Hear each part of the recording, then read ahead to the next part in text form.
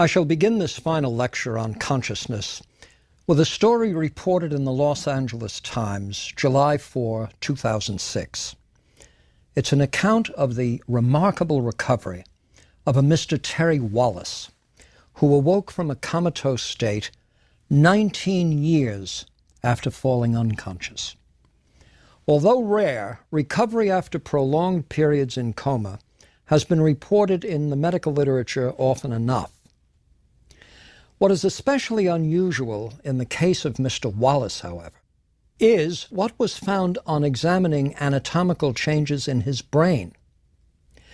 Thanks to technical advances that have given us scans and comparably sensitive techniques for examining the microanatomy of the nervous system, it's possible to detect even the slightest changes, and this was the case in examining Mr. Wallace's brain after his recovery. Now, I should say that if one were to consult the older textbooks in neurology and neuroanatomy, one would be instructed that neurons in the central nervous system are non-regenerative. Once lost, they're gone forever. Although that doctrine was subject to challenge even some years ago, based on recent research in genetics and developmental neurobiology, the general message is still affirmed as recently as 2000 in the prestigious journal Nature, where we find investigators acknowledging that, quote, "It is self-evident that the adult mammalian brain and spinal cord do not regenerate after injury, but recent discoveries have forced a reconsideration of this accepted principle. Notwithstanding recent advances, clear and indisputable evidence for adult functional regeneration remains to be shown," close quote. So I say, that's a fairly recent literature still indicating how little there is, if any, by way of regeneration. Well, Mr. Wallace certainly proves to be the exception to this general rule. It was found that in the areas of his brain, largely unaffected by the initial trauma, there was indeed new neuronal growth. Axons growing out to make new connections to various regions of the brain. The same article included comments by Dr. Stephen Lourays, a specialist from Belgium. A case such as Mr. Wallace's, he noted, can only require a reconsideration of how comatose patients in allegedly persistent vegetative states are to be cared for. As he said, quote, "It obliges us to reconsider old dogmas," close quote.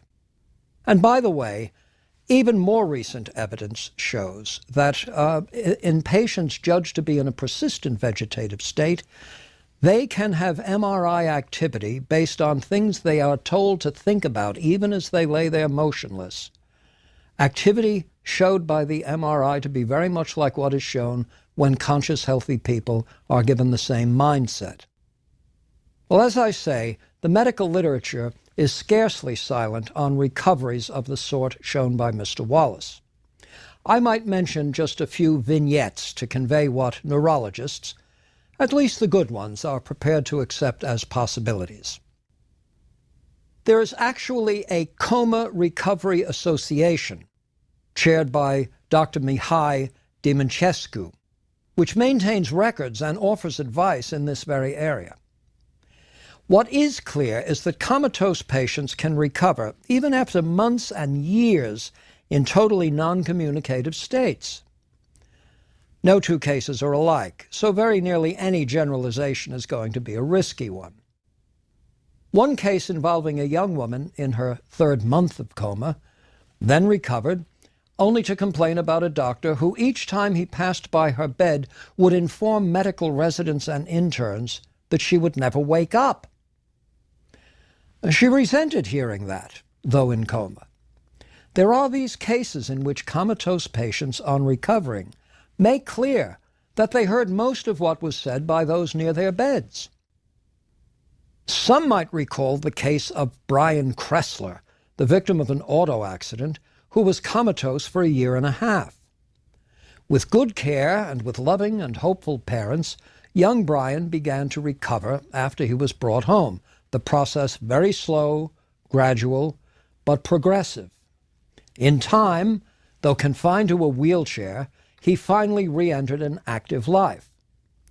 The neurosurgeon who had operated on him was quoted as saying that, quote, "When his parents come in with pictures of him hitting tennis balls in his wheelchair and swimming laps in a pool, well, it's hard to imagine," close quote. In yet another case, that of Patricia Bull, the woman from New Mexico, recovery didn't begin for 16 years. Mrs. Bull had become anoxic while giving birth. Her oxygen-starved brain led to an enduring coma. Doctors had made clear to the family that she would never recover. Alas, on Christmas Eve, out of the blue, she informed her nurses verbally that she did not want her bedding disturbed. Well, a lecture far longer than 30 minutes would be required even to begin to sample the large and various assortment of cases in which profoundly and persistently comatose patients begin to recover from a perpetual dream state declared to be their final state before death itself. Many such patients actually resume a life not unlike the one they had left behind before the trauma. The argument here, of course, the subtle argument is, of all the specialties of medicine we don't want to develop, that of oracular medicine would be very high on the list. But make no mistake, these are not the expected outcomes, and as of now, they are very much exceptions to a general rule. But I do say as of now, for predictions in any area like this are extremely hazardous. On the whole, I do regard oracular medicine as a specialty worthy of neglect. If we can be certain of anything, it's that there can be very little progress where there is very little hope. Still, the brain is not like skin and bones. When traumatized or infected or poisoned, the cells in the affected areas die and deficits ensue. Some of these can be overcome by rehabilitation. Some, as of now, cannot. The degree of recovery, all things being equal, tends to be far greater in early childhood before the overall system has become settled in its ways. Again now, all other things being equal, almost never the case, the degree of functional loss in those capacities we regard as mental is greatest when it's the cerebral cortex that is attacked. The more extensive the cortical involvement, generally the greater the effects on consciousness and the various powers that depend on consciousness: focused attention, problem solving, general awareness, cognitive modes of representation. These powers may be severely degraded, even undetected by the most careful means, in a patient who is otherwise seemingly awake and physiologically competent. Such life-sustaining processes as respiration and cardiac function depend on structures below the level of the cerebral cortex, and these can continue to support the biological requirements of the body even when cortical functions have all but ceased. One of the most famous cases in this area is that of Karen Ann Quinlan back in the 1970s, who displayed yet another variation on this theme. In her case, there were no signs of wakefulness, no tracking movements by the eyes, no evidence of any degree of conscious awareness, despite the fact that electrical signals from her brain, her electroencephalographic data, were nearly within normal limits. At the end of the day, each case must be weighed and understood in its own terms by specialists with extensive experience and, yes, the open mind, such that which is precisely what experience is supposed to cultivate. When all this is in place and when all the machines have generated as much data as seem to be relevant to the given case, it is unfortunately inevitable that confusion and doubt may still prevail. These cases I mentioned surely will have many today thinking of Terri Schiavo. She too had spent years of her life in what was called a persistent vegetative state, the now well-known PVS, made part of the world's working vocabulary as the Schiavo tragedy worked its way through the courts. I should insert here another caution, this one pertaining to PVS. Keep in mind that the desire for economy of effort often leads us to reduce to a simple code or acronym what is in fact extremely complex and even utterly unsettled. PVS does not have the status of DNA or of MC squared, or for that matter, even of CNN. After the death of Terri Schiavo, achieved by starving and dehydrating her, an autopsy was performed. Dr. Stephen Nelson, reporting to the chief medical examiner for the 10th Judicial Circuit of Florida, offered these very instructive lines on page 20 of his report, and I quote, "Neuropathological examination alone of the decedent's brain, or any brain for that matter, cannot prove or disprove a diagnosis of persistent vegetative state or minimally conscious state." Close quote. Actually, the diagnosis is not that straightforward. In fact, in one systematic study, investigators found that 17 of 40 so-called PVS patients were misdiagnosed, and fully 1/3 of them displayed recovery during the very period of the research. As the investigators in that study noted, quote, "The vegetative state needs considerable skill to diagnose, requiring assessment over a period of time. Diagnosis cannot be made, even by the most experienced clinician, from a bedside assessment," close quote. Let me stay with Schiavo. For many years, Terri Schiavo was provided with no rehabilitative regimen, as a battle in the courts was waged between her parents and her husband. The latter claimed to be doing his wife's bidding by allowing her to die. Her parents were of a different mind and hoped that under their care she might recover some measure of mental life. Indeed, they were fairly confident that she already possessed some measure of mental life, though seriously limited in the extent to which she could express it. The details of this case, as with the details of other cases I've mentioned, go far beyond the limits of a 30-minute lecture. What such cases do pick up, however, are matters growing out of the central issues raised in the previous lectures. Recall the issues surrounding the question of other minds. Consider in that light the dilemma faced by a doctor who must advise a family as to whether or not a loved one still possesses some inner mental life. Consider also the relative costs of assuming that there is such a life when in fact there isn't, as opposed to assuming that there is no such life when in fact there is. Well, when in doubt, toward which of these possibilities should we be inclined? Recall also Thomas Nagel's "What is it like to be a bat?" The question itself harkens to an argument that Aristotle developed in the 4th century BC. Aristotle would use the phrase to ti en enai, what it is to be a given sort of thing, in Greek, which matches up closely enough with the notion of being a certain kind of entity. Now, for Aristotle, the dividing line between plant and animal life, as I've said, is established by sensation. To be able to sense, to be the subject of experience. On this account, that capacity virtually defines the class of beings we call animal, the class within which we include ourselves. Although I would not impute to Aristotle a recognition of the sense in which consciousness is understood to be problematical in contemporary philosophy, he certainly had the concept of consciousness. He does, after all, speak of our perceiving that we are perceiving.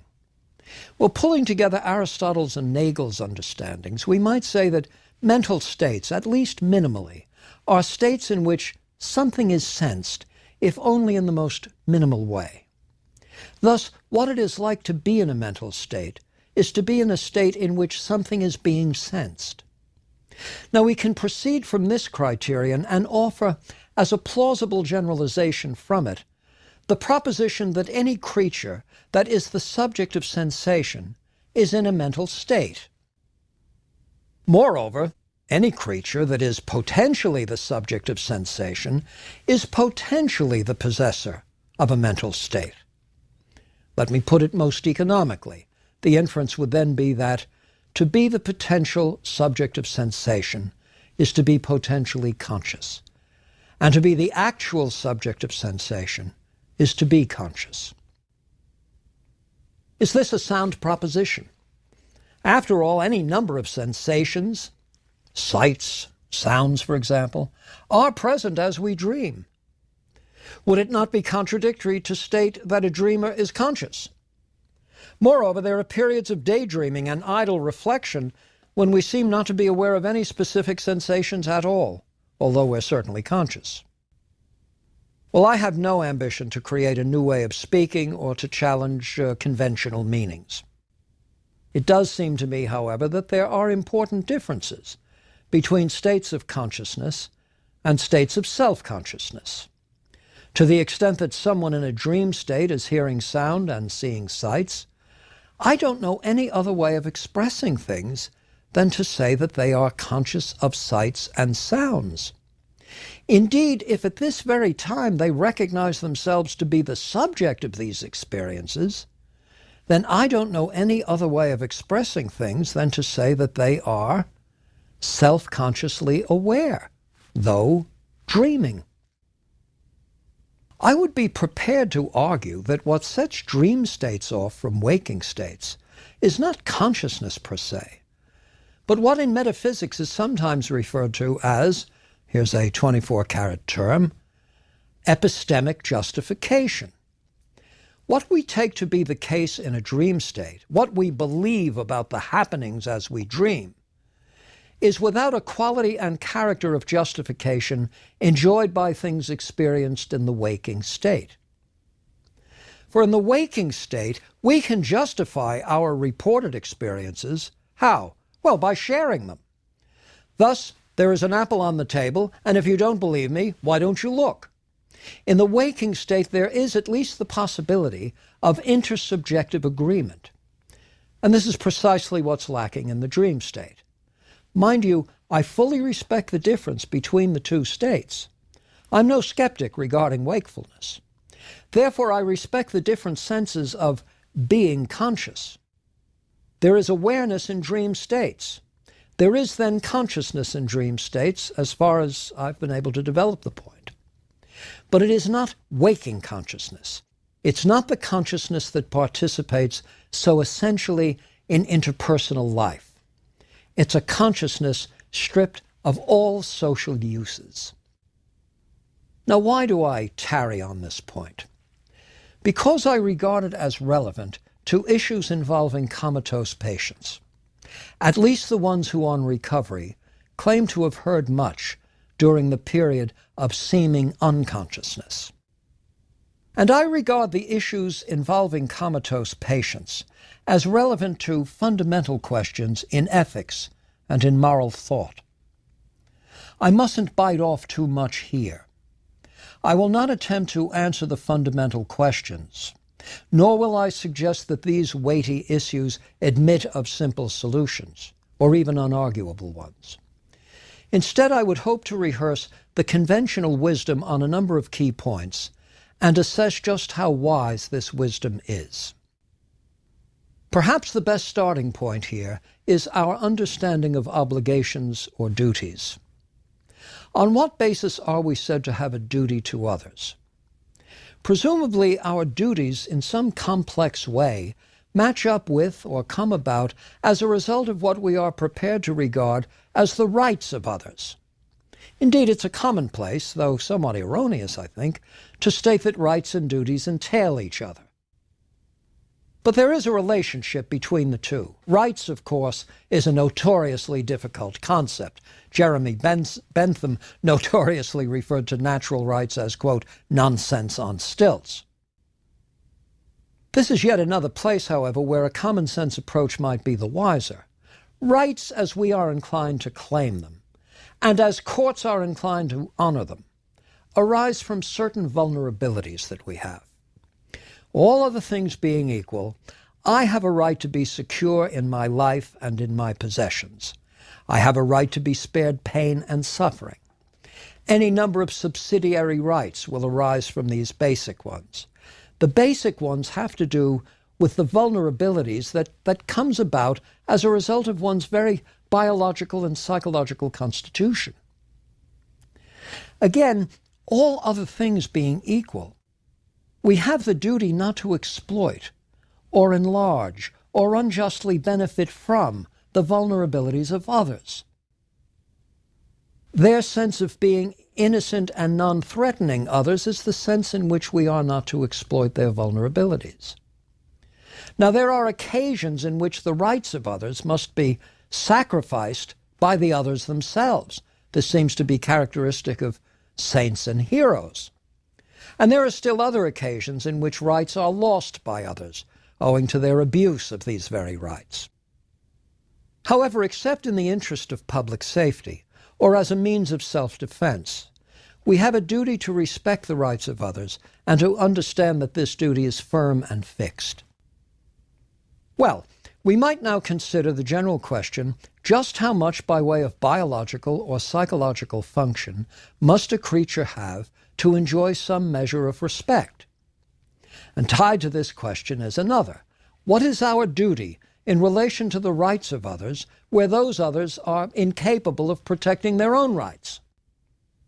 This question forces us to confront the nature and limits of the duties of the caretaker. Included in the category of caretaker are, of course, parents, teachers, the police, doctors and nurses, friends and neighbors, even total strangers when another is defenseless and in need. At least as I have summarized rights and duties here, I should think there would be total agreement with the proposition that we do not have duties to the dead as such, though there are grounds on which we should be respectful. I mention this to say that excluded from my remarks are those who qualify as being brain dead and therefore dead. The criteria of brain death are themselves somewhat controversial. Summarizing the law in Massachusetts, the Massachusetts General Hospital puts it this way, quote, "Death by brain criteria is defined under Massachusetts state law as the total and irreversible cessation of spontaneous brain functions in which further attempts of resuscitation or continued supportive maintenance would not be successful in restoring such function." Well, the cases I've discussed earlier in this lecture simply don't qualify. None of the patients, including Terry Schiavo, was brain dead. Of such patients, therefore, the two questions remain lively and insistent. Just how much by way of biological or psychological function must a creature have to enjoy some measure of respect? What is our duty in relation to the rights of others where those others are incapable of protecting their own rights? It's obvious that the higher we set the bar, the more likely it is we're going to fail in our duty to those who fully warrant concern and respect. It is worth pondering this fact. As of the first decade of the new millennium, there is only one state in the United States, the majority of whose population is over 65 years of age. But by the year 2050, this will be true of 44 states. Advances in medicine, in sound personal health habits, well, these are likely to continue to make the later years far more active and flourishing than has been the case in earlier times. Still, decline is a general rule, not a general exception, and mental decline is included in the total package. In this, needless to say, there are wide variations in the general population. It is not unusual for persons in their 80s and 90s to have rich and resourceful mental powers and to remain intellectually alive as long as life persists. But sad to say, it is also not unusual late in life for the net effects of small cerebral accidents and for still other assaults on one's general physiology to become manifest in the form of intellectual decline. The limiting case is that of Alzheimer's disease. Here, in the advanced states of life, life is lived in a perpetual twilight. The most familiar sights now unrecognized, the relationships of a lifetime lost to memory, and no longer eliciting the desires and feelings so dependent on memory. Comparably disabling and limiting are the most severe forms of mental retardation, calling for constant vigilance on the part of caregivers, and creating a life of nearly total dependency.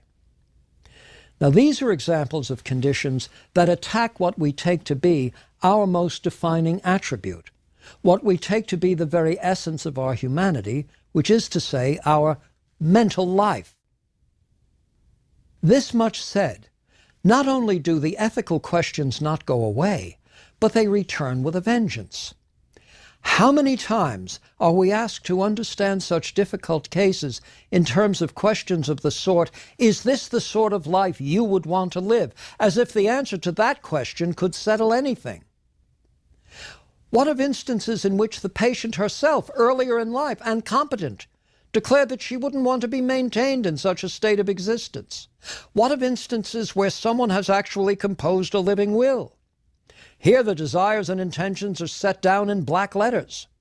If I am ever in a state of such and such a nature, it is my desire that no further means be employed to preserve my life, etc., etc. The problem here, of course, is tied to the phrase of such and such a nature. We do not know what it is like to be a bat. We do not know what it is like to be in coma. We can't even say that we know what it's like to be sleeping. We can say what it is like to be restored to consciousness after sleeping. If there are no dreams during our sleep, then the sleeping life is an empty life. We might say of such a life that it's not like being anything. We protect that life on the assumption that, come the morning, its normal functions will be restored. Suppose it was the case, however, that such functions were only restored every 2 days, every 8 days, twice a year, but only briefly. I assume the point is clear. Actions that end life are irretrievable. If we are mistaken at that point, there is no going back. Commentators on issues of this sort frequently invoke the metaphor of the slippery slope. According to this way of saying the problem, we hold back lethal action in the clearest of cases, lest we take lethal action in less clear cases. The same commentators, however, tend to give dispositive power to the potential victim. Whose life is it anyway is thought to be a question that answers itself. But does it? We do not live in isolation from all other beings. What we say through our laws defines us. When we use the instrument of law in order to establish within our species the types that we regard as less than human, we give a certain definition to our own humanity. It is only in the philosophy of the seminar room that serious doubts are raised as to whether or not dogs and cats and other animals have consciousness. We all know how aware they are of their surroundings and of us. They leave no doubt when they're in pain. And recognizing this, civilized people set limits on the degree to which such creatures can be used or abused. And we take it to be a measure of civilization that those least able to care for themselves are the beneficiaries of the solicitude of others.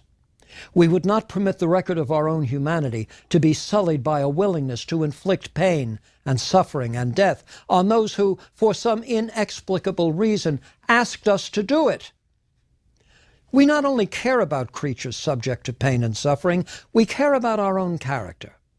And that character expresses itself and develops itself, it refines itself, in just those settings in which even the wishes of others cannot defeat the principle that we take to be the very grounding of our humanity. Our humanity. It seems to begin and end with conscious life, with consciousness. It's this that opens the door to all the rest. And it's how we use all the rest that serves final judgment on whether that consciousness was a gift or a test that we have failed.